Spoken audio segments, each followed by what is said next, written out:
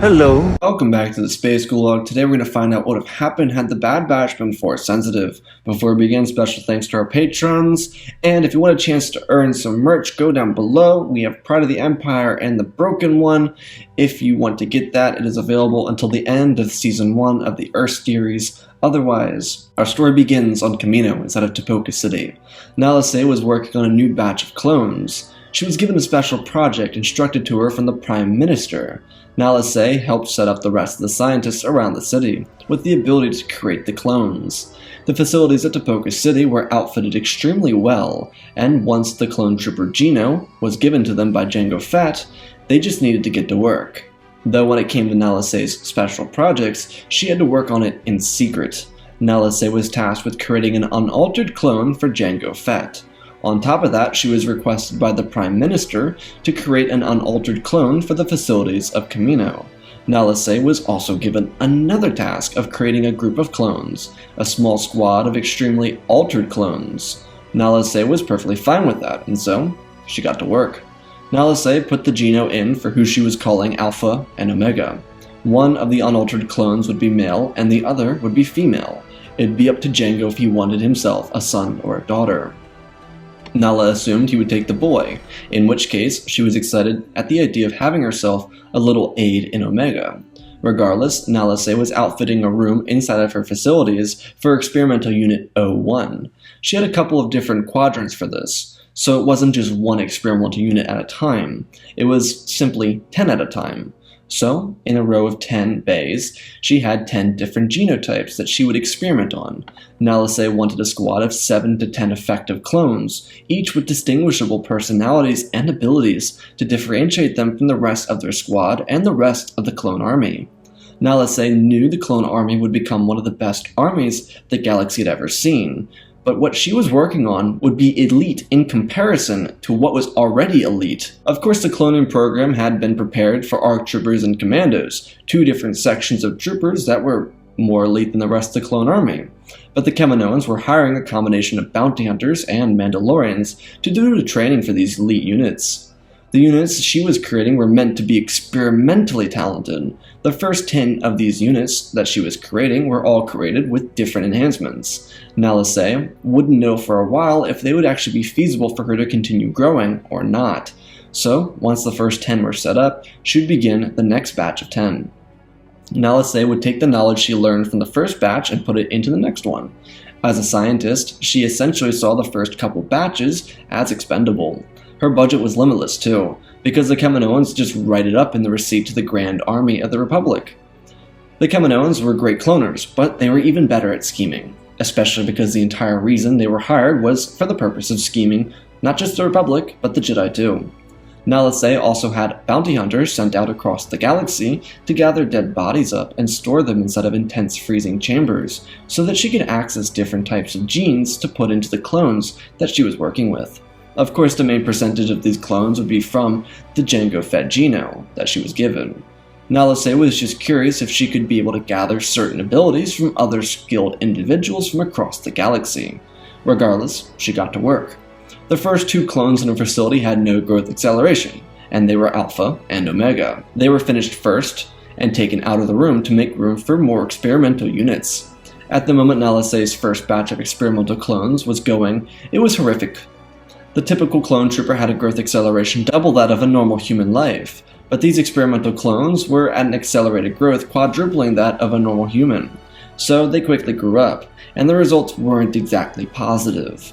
They were all slightly deformed, and the few that didn't come out deformed were brain dead within a month. Nala Se got her first batch of bodies in, and one of the bounty hunters was really excited because he nabbed a dead Jedi off the planet of Felucia. The body was left there without any wreckage or literally anything, so he took it. The only reason he knew it was a Jedi was because the body had the garments of a Jedi Master. He wasn't sure, but the bounty hunter assumed that it was a Jedi Master. Nala Se was really excited about this, but she was going to wait before she worked with a Jedi's Geno. Nala Se had a couple of other humans to work with, along with a number of Twi'leks and Rhodians. She was ecstatic about working with them because she believed it could help add defining qualities to the next batch of clones. She was sorely mistaken. While the survivors of the first group showed the capability to use the enhancements that they were gifted with, they were just simply awfully deformed, and she couldn't just pump out deformed clones. Nalase changed the formula up ever so slightly with the second group of clones, and the formula actually made it worse. Everything got much worse. Half of the clones didn't even make it out of the incubators. Nalase was incredibly embarrassed, but she actually did make progress because the surviving members functioned rather well. She just couldn't keep them because they were accelerated at 4 times the rate, and that would likely make them useless by the time they were actually needed. Nalase was also pressed for time. This entire process of failure with 2 batches took a little over a year, and if she kept taking this long, then she wouldn't have any clones ready for the Clone War. And that would be an issue for the Republic and for the Kaminoans. So, Nalase requested that her laboratory be expanded to accommodate more chambers so that she could create more clones at the same time, especially considering that she was almost at the point where she believed she could clone the clones successfully. And so her facilities were upgraded to accommodate 30 clones at a time. Nalase immediately got to work, while also overseeing Omega, being that Alpha was taken by Jango Fett, as she predicted, who was now named Boba Fett. Boba was in complete care by his father. That was the most case unless his father was being hired for a mission, being that Jango was still one of, if not the most, in-demand bounty hunters of his time. Inside of Nalase's scientific workshop, she put together the first group of clones with the Geno from the Jedi Master, Sifo Dyas. Nala didn't really care what the Jedi's name was or who he was. All she cared about was the fact that she might be able to make some incredibly powerful clones. That's what she thought until the embryos came out of development, and they were more than just dysfunctional. They were literally just slob. Literally. No bone structure, just a juicy mess of skin and organs. Nalase was so beyond disgusted. What made this situation even better is that the Prime Minister came in, walking to the room and hurling at the sight of what Nalase had created. Nalase knew she needed to get her act together, because she just couldn't keep doing the same thing over and over again. That was the definition of insanity. She needed to make some headway on this program because if she didn't and she kept failing, she'd be replaced by the Prime Minister's brother, who was a little scoundrel and even at that an egomaniac. Though the benefit Nalase got from this failure was that she had the knowledge of how much balance she needed between the 2 Genos when she was creating these clones. For another year and a half, Nalase would put together batch after batch of failure until she got down to the last 10. It was experimental units 91 through 99. She had high hopes for this unit. There were a number of which she had named. Among those that she named were Crosshair, Hunter, Tech, Wrecker, Changer, Slat, Iron, and Kit. Nalase was very hopeful for this experimental unit. She was calling the last 10 clones Experimental Unit 99, because the last number of the unit was 99. Nala was very excited for this batch because none of them had any issues early into their cloning progress. When they came out of the incubators, they were all functional, and for a couple of the first months, everything was working fine. At this point, they had an accelerated growth of 2.5, the average human being. She believed this would help Experimental Unit 99 catch up to the rest of the clones within the Grand Army of what would become the Republic. Everything was going well, though Nalase had an issue. She had no clue how she could train Force-sensitive children. All of them were Force-sensitive, especially since the Jedi weren't meant to know about this, and Prime Minister made sure that Dooku had no knowledge of it either. They believed having as many assets as they had would benefit them in the long run, so if they needed to clone Force users in the future, it shouldn't be a problem for them and something they could cash in on. Nalase put the clones through basic instruction, the same one that every clone was required to do. Though some of them had defects, certain members needed to have enhancements or just simply additions added to their regular uniform or just conduct. For example, Tech needed glasses, so Nalase outfitted him with goggles because he couldn't wear glasses for basic training. On another note, Wrecker needed larger seating because he was far too big for his own good. Changer was also given extra portions of food because he was a little too small for his own good. Though all the clones of Experimental Unit 99 showed great production and growth. That is until Slat, otherwise known as Unit 94, accidentally fell into a trash compactor while playing hide-and-go-seek. Nalase actually wasn't too upset about this, because he was a bit of a rebel and she really didn't care about that.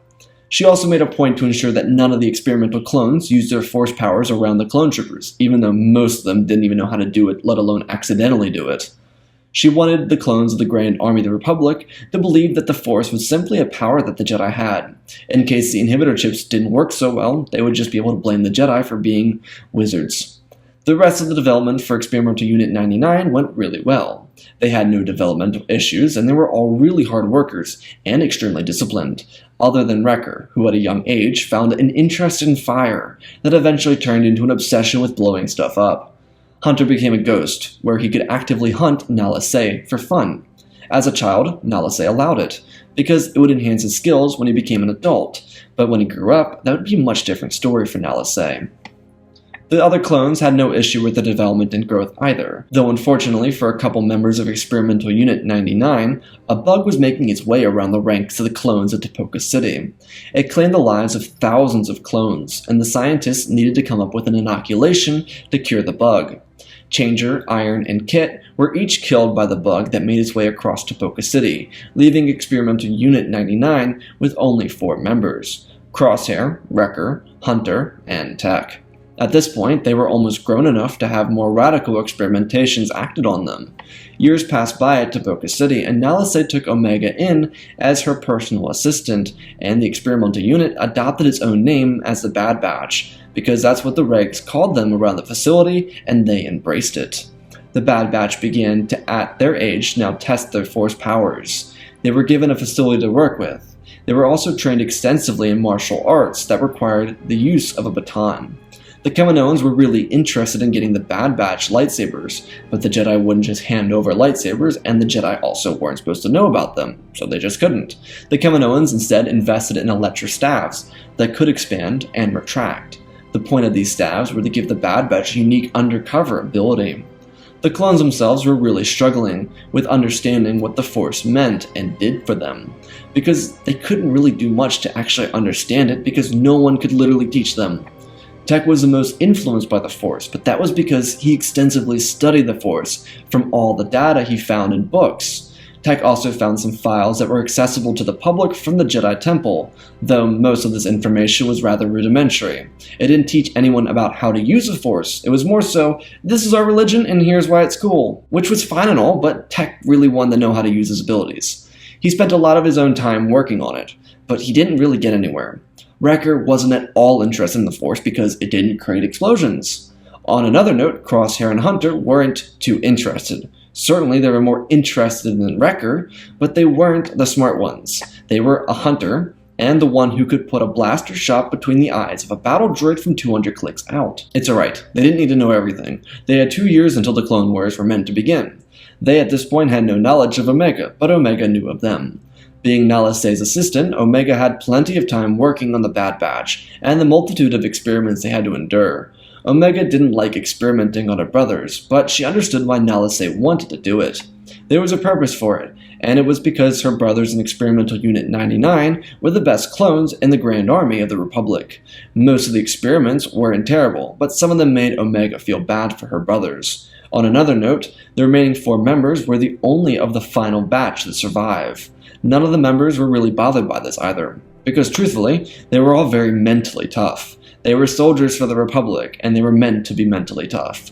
The energy around Tipoca City at this point was also very overwhelmingly positive, especially before the Battle of Geonosis. It felt like a university campus for the clones. They were all loud and rambunctious, they were laughing, joking, especially when they weren't training. Of course, when they were training, they were focused on the task at hand, because they wanted to each respectively be the best in the clone army.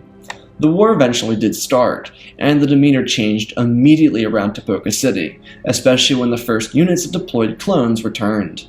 Not all of them. Most of them that returned were wounded, and the university feeling of Tipoca City vanished in a breath.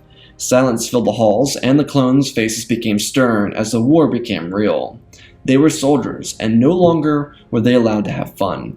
They had a duty to the people of the Republic, and they needed to fulfill it, especially since a couple of worlds were suffering, and that was a real problem. The Bad Batch was able to notice this because they weren't yet cleared for combat. They got to watch the regs handle the war and then come back down to reality after the war became real to them. The Bad Batch would see its first deployment 3 months into the war on a secret op. They wouldn't really have the opportunity to use the Force, and the ability took a back seat for the Bad Batch as they went from battlefront to battlefront and covert op to covert op. The Bad Batch was all across the galaxy to do missions for numerous generals and commanders. One of the first commanders they worked with was Cody of the 212th.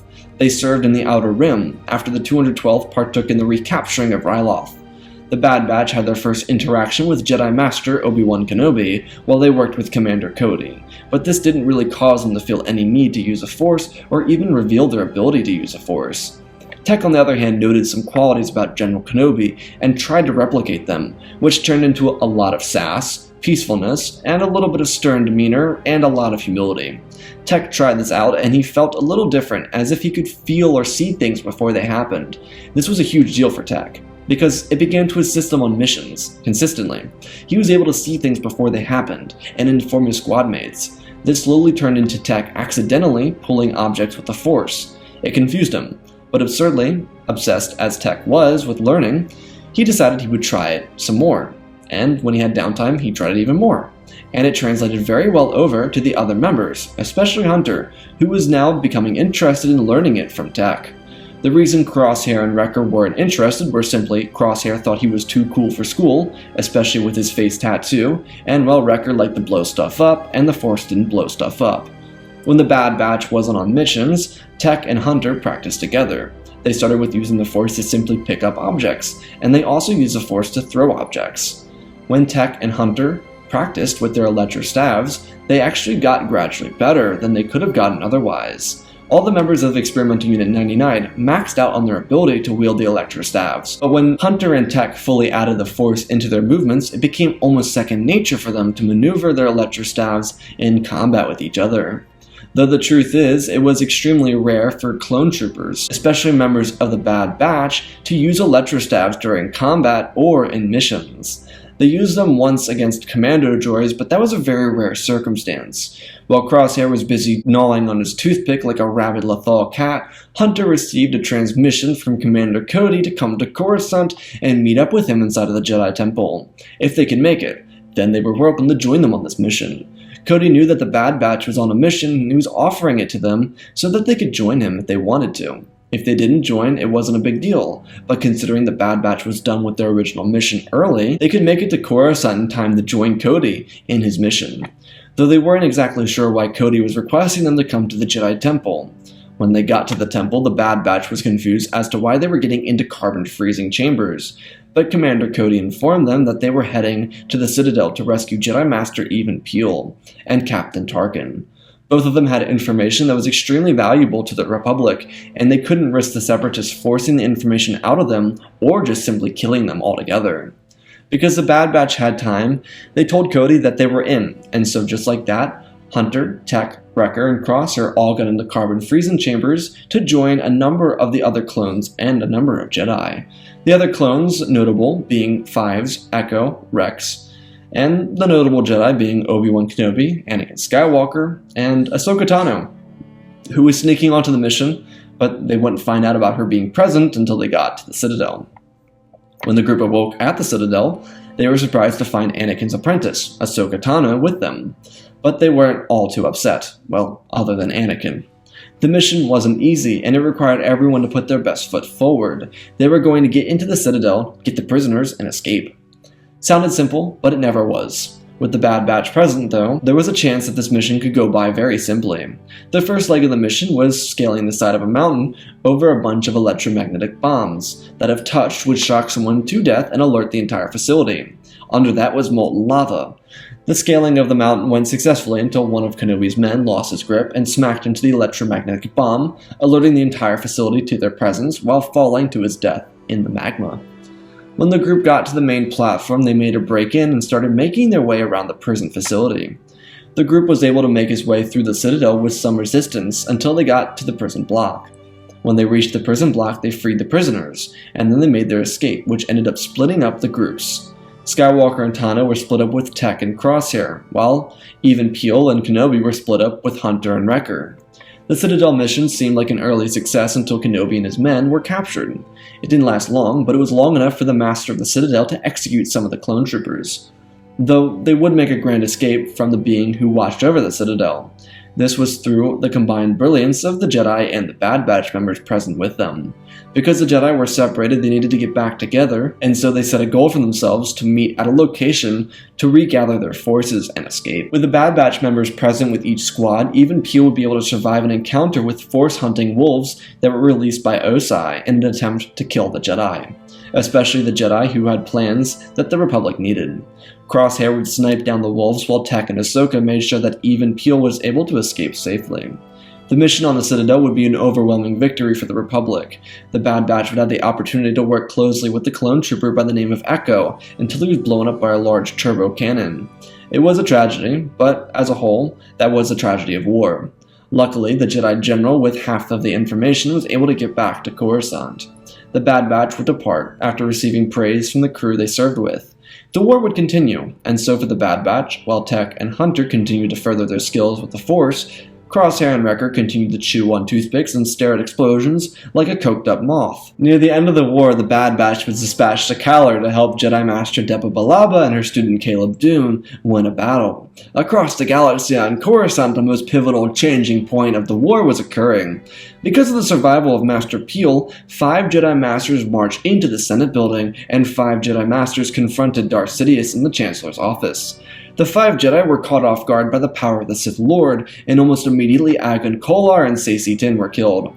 Kit Fisto, Even Peel, and Mace Windu worked as hard as they could to stay alive during the entire process. The battle was stiff, but the 3 Jedi Masters were able to hold their own. Unluckily for Kit Fisto, who was holding his own very well, he was distracted when he felt the presence of Anakin Skywalker. Sidious was able to take advantage of Fisto's distraction and cut him down as he made his way around to defend himself from the last 2 Jedi Masters. Sidious struck and pulled back and forth trying to kill the Jedi Masters. It proved to no avail as Windu used Vapad and Shatterpoint to shove Sidious back, cutting through the window and forcing Sidious off of his feet. Even told Windu to steady it back as they both held their lightsabers out. Even then felt Skywalker's presence and turned around. Windu put his hand up towards Skywalker, barely acknowledging his presence, while Even turned his entire body to ask Skywalker what it was he was doing here. Anakin stopped in his tracks in the middle of the room. He told Even that he felt that he should be here. Even shook his head and reminded Skywalker of his place. His feelings were out of balance. This was a Sith Lord, the one that they had been looking for. The Sith who started the Clone Wars, the Sith who tried to have every senator killed from the beginning of the war till now. Anakin stopped in his tracks. Behind Even, Windu was telling Sidious that the oppression of the Sith was over, and he had lost. Sidious was beginning to panic. He could tell that Even was talking to Skywalker and talking him down nonetheless, and Skywalker was his last resort towards escaping the situation alive. Even held his lightsaber out and up, and turned back towards Sidious, while keeping his eyes on Anakin. Skywalker thought on his words for a moment, trying to figure out how to rebuttal what Even had just said to him, but there was literally nothing he could say to rebuttal the point that Even made. Anakin looked up as he heard Sidious cry out, "Please don't." Sidious didn't even get a chance to play the martyr for Skywalker, and Windu's lightsaber was driven through Sidious's chest. Anakin looked at the 2 Jedi Masters in shock. Windu sheathed his weapon and turned towards Skywalker, and told him to look in the adjacent room. Anakin looked up and over and saw the bodies of Agon Kolar, Kit Fisto, and Saesee Tiin. Anakin looked back to Windu, who was getting closer, who asked if he really thought that Palpatine was his friend, and then asked why he killed 3 Jedi Masters. Anakin bit his lip as he looked back over at Windu, who stormed past Anakin, muttering under his breath how disappointed he was in Anakin. Even sheathed his lightsaber and walked over towards Skywalker. Anakin realized he made a mistake, and he also realized that his actions cost him the rank of Master. Without Palpatine, he needed the rank of Master to save Padme, and he didn't know what to do. He knew he couldn't possibly take on both Even and Windu at the same time. Windu came back in with the Senate Guard and informed them to dispose of the body. The Senate Guard was confused, but Windu informed them of the situation. Windu then turned to Skywalker and told him that had he listened to his orders to stay in the Jedi Council chambers, then he would have earned his respect. Anakin looked at Windu. Mace continued telling Anakin that he always had faith in him, but he was incredibly disappointed that he couldn't trust Anakin.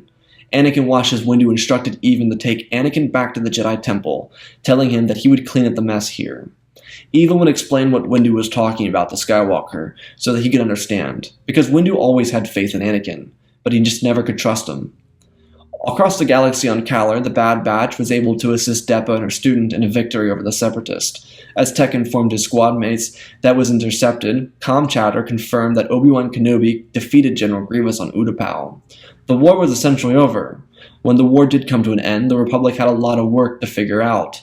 Of course, the clone trooper program would be put to an end, and the cloners would be paid instead of enslaved.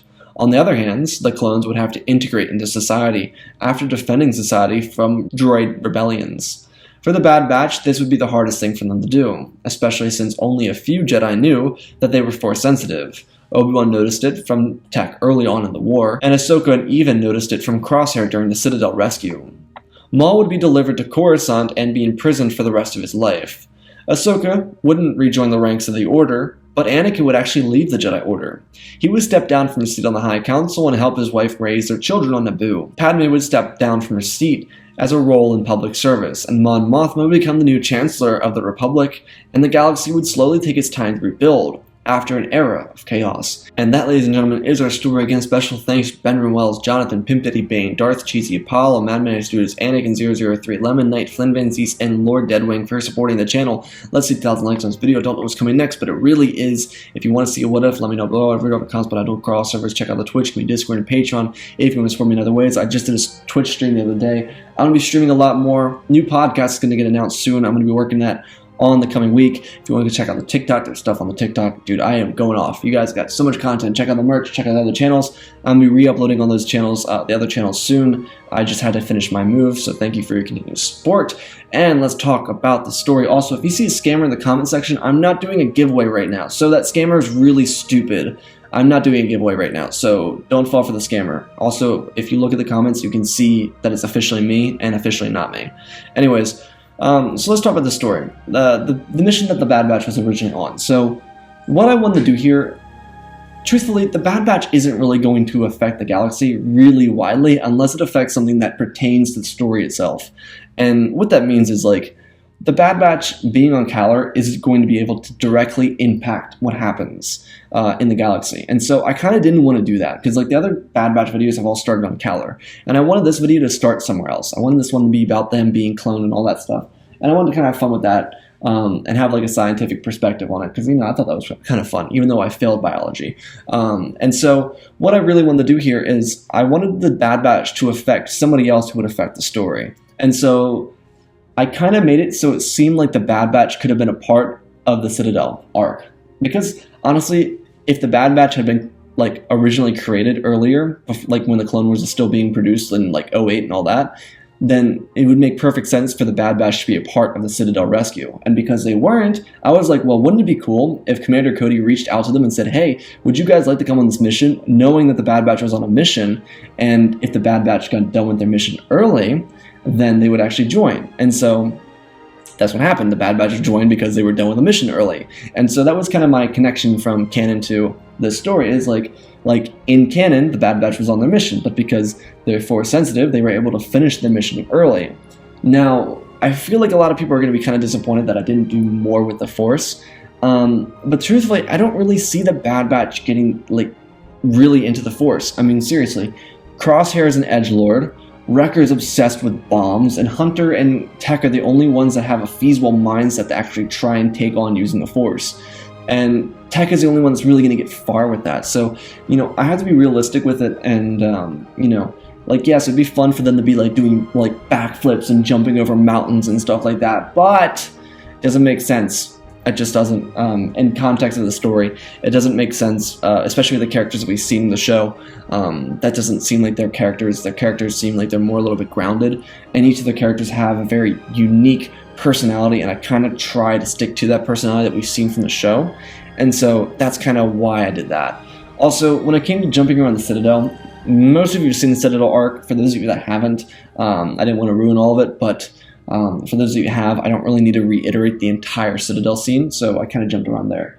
Otherwise, though, I don't really have much else to say about this. I hope you all enjoyed, though. This was a fun video. This is probably my favorite one of the Bad Batch video that we've done. Anyways, we got other videos coming out. Earth series is going to be finishing up soon, so you better get ready because it's going to be awesome. Otherwise, I love you all. Spread the love, and always remember, my friends, may the Force be with you.